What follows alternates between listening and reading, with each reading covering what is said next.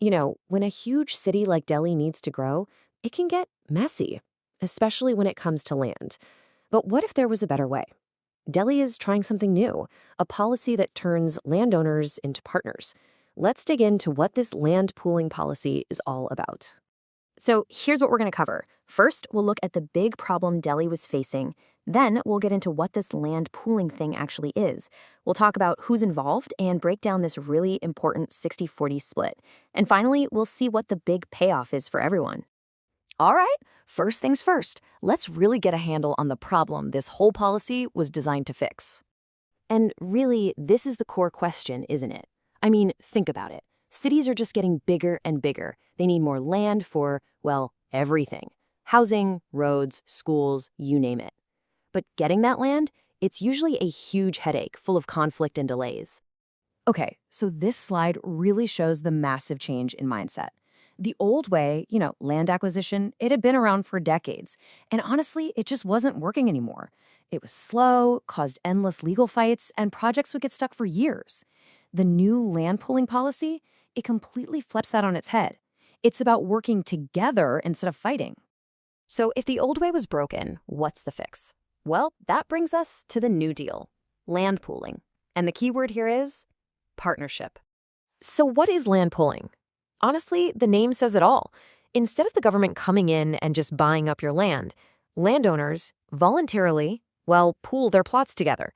It's like everyone puts their pieces of the puzzle on the table so they can build one big, coherent picture. And this is the game changer. You're not just selling your property anymore. You're now a partner in what gets built on it. Yeah, this nails it.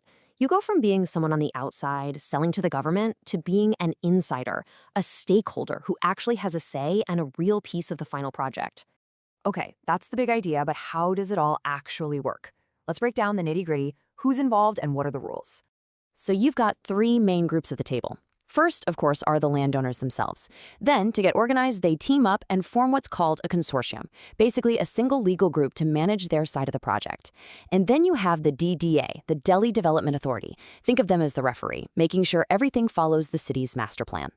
Now, this is a really important number. For any of this to even get off the ground in a given area, what they call a sector, you need a critical mass. At least 70% of the landowners have to be on board and agree to pool their land. Why? Because it ensures you have enough connected land to do proper, planned development instead of just a patchwork of random projects.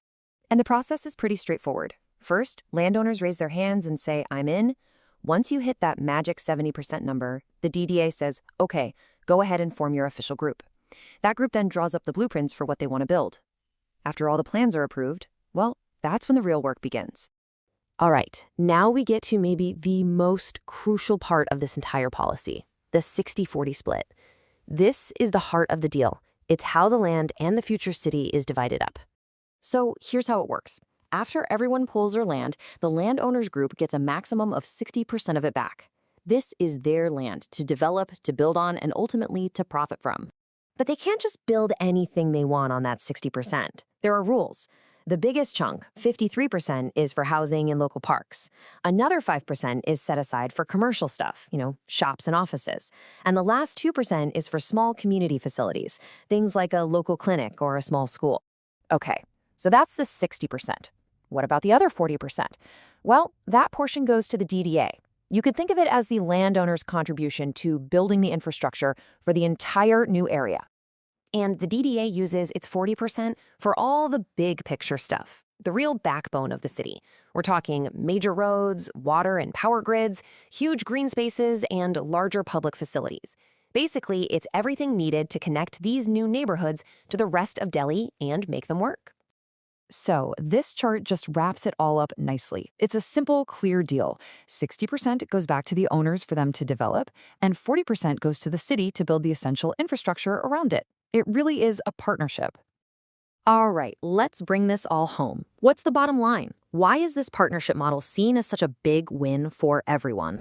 Well, for the landowners, the benefits are huge. Sure, they get back a smaller piece of land, but that land is now way more valuable because it's part of a planned development. They're not just selling raw land anymore. They own a piece of a modern neighborhood. And for the city, instead of chaotic sprawl, you get organized growth, faster infrastructure, and you're building smart, livable communities from the ground up.